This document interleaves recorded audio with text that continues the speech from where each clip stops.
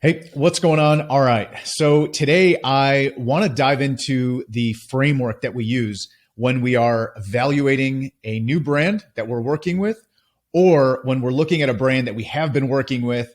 We've grown, but we're looking for how we can accelerate growth in revenue, or we've grown, hit a plateau, and we look for ways where we can break through that plateau. It's a framework I've mentioned before, but I want to take time to dive into it because if you've never heard it, it's going to be hugely valuable for you. If you have heard me talk about this, then it's always good to revisit because that's what we do as well. Like I said, we use this to onboard a client and we look at where in this framework are the biggest opportunities.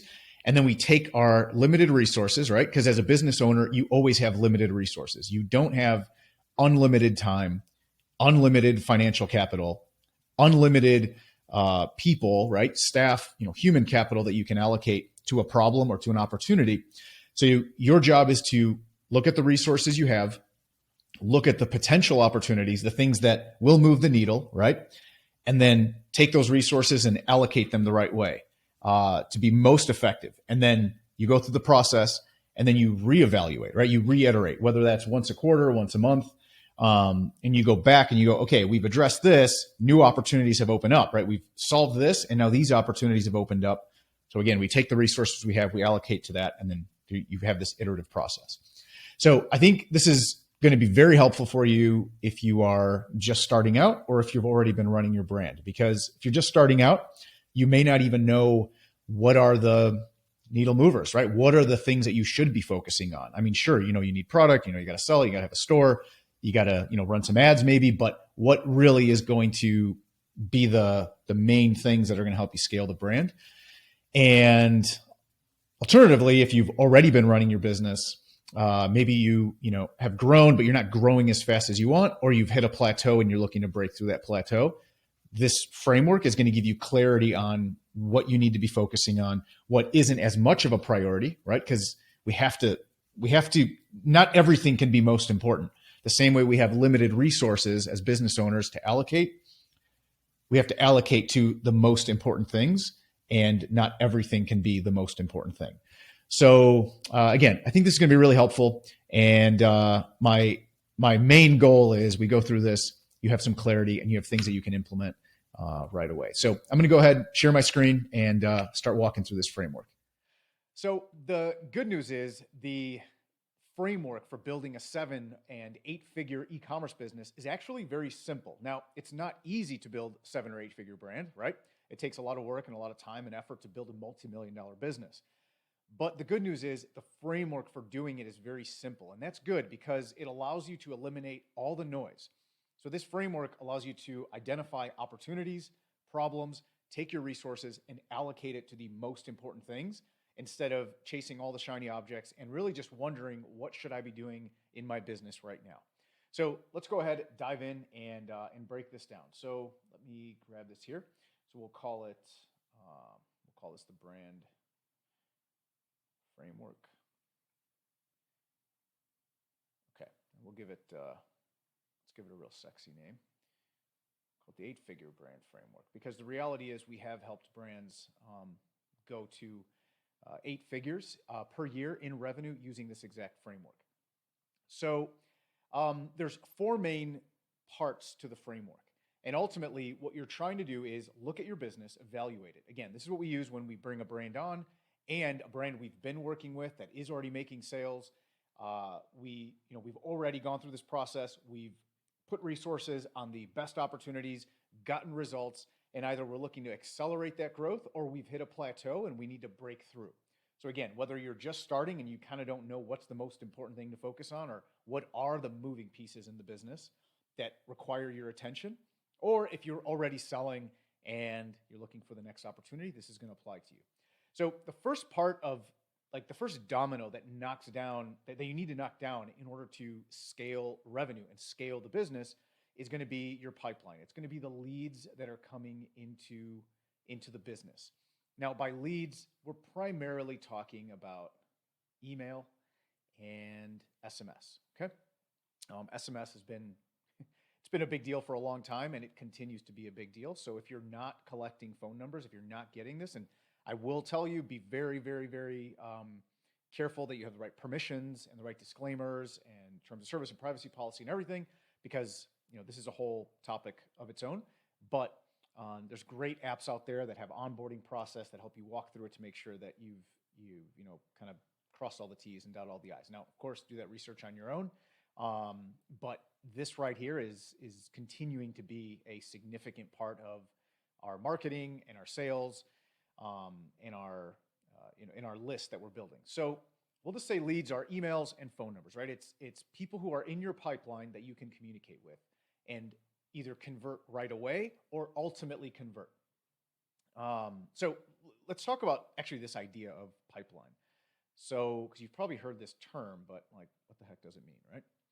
So I'm going to draw a pipe in a line, and we're going to break this down. So when you run ads, you're probably running direct response ads. By that, I mean ad, hey, check out this thing, testimonial, this thing is awesome.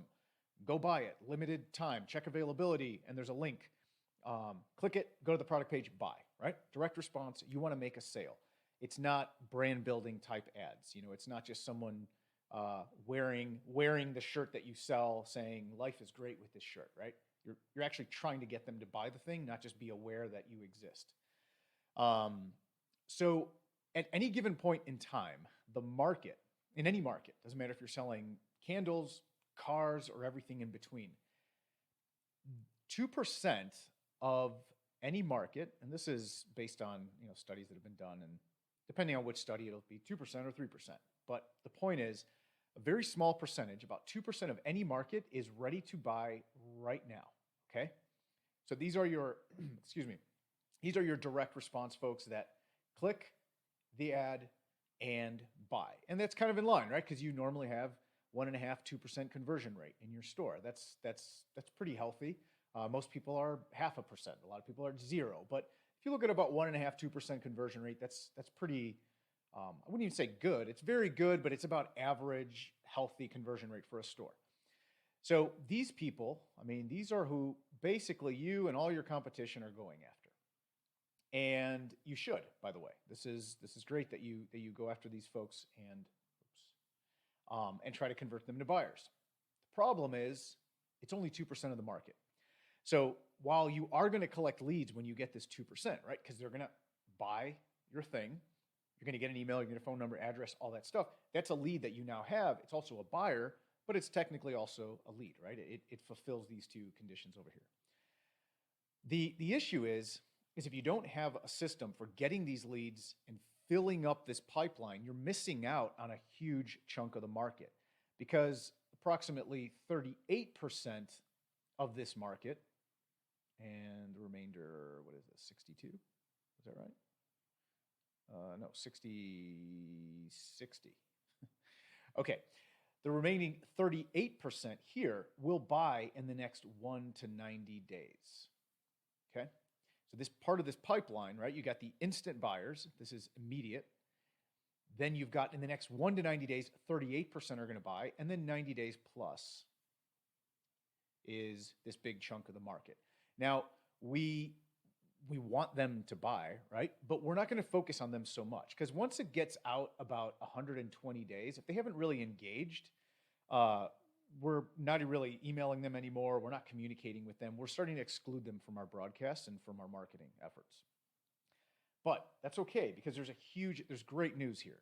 This chunk right here, nobody goes after, okay? Nobody has systems in place to go after this chunk. And that means there's a lot of money on the table that you can go after, but to access it, you have to have these systems in place. You have to have this process to get these leads, nurture them, convert them, and then maximize value over time. So if we look at this, the first thing is we have to have a system to get leads into the business, to get basically this part of the pipeline full. Okay, we got to get this part full, and we're going to get them initially here. We're going to either get a purchase or we're going to get a lead initially, right?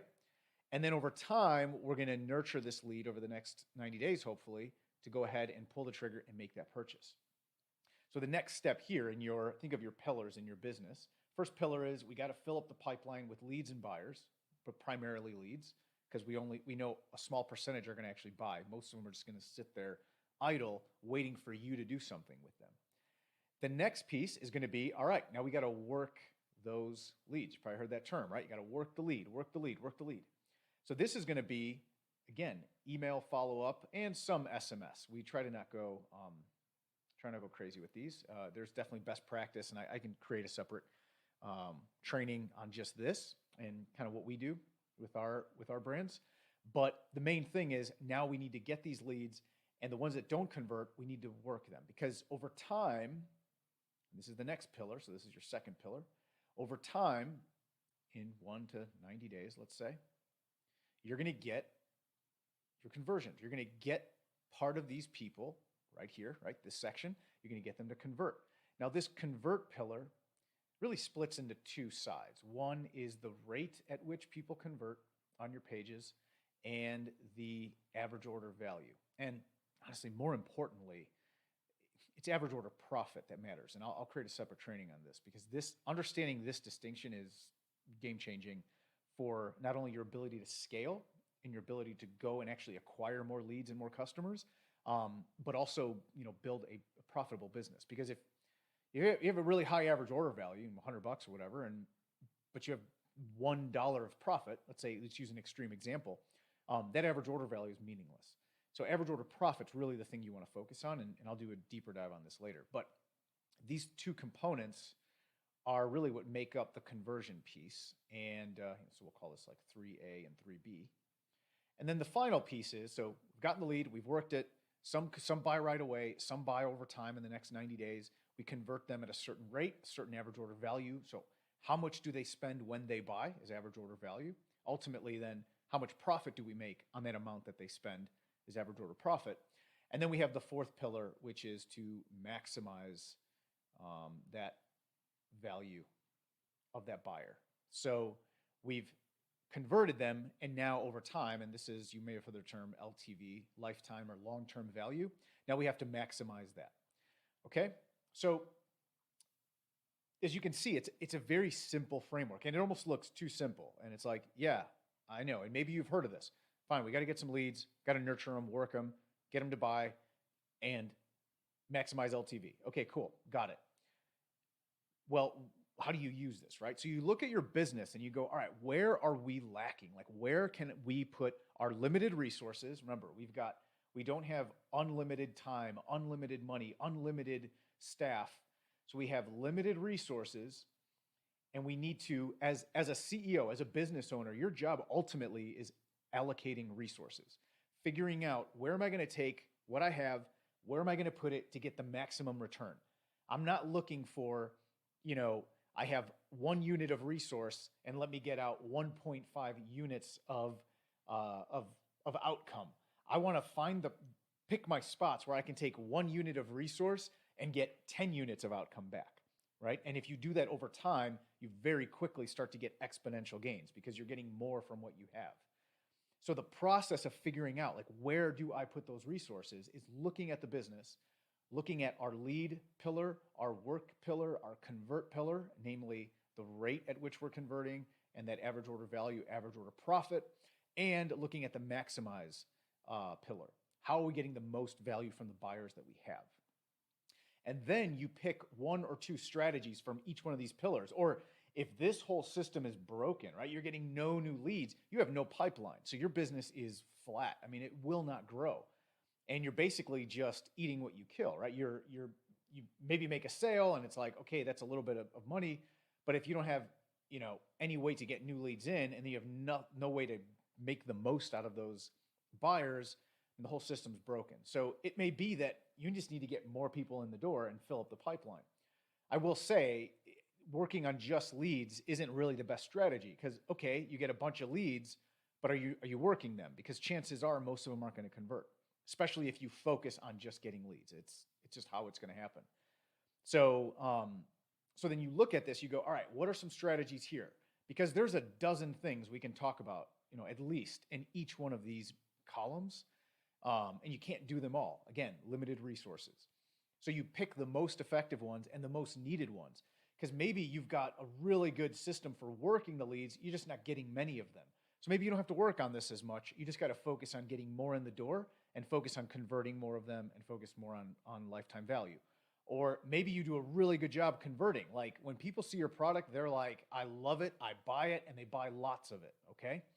Huge demand. You have a hungry crowd, as Gary Halbert would say, a starving crowd. That's amazing, but are you getting enough eyeballs on that product? And are you doing a good enough job reselling them? So this will be unique to your business. And what's going to happen is your business is going to change over time.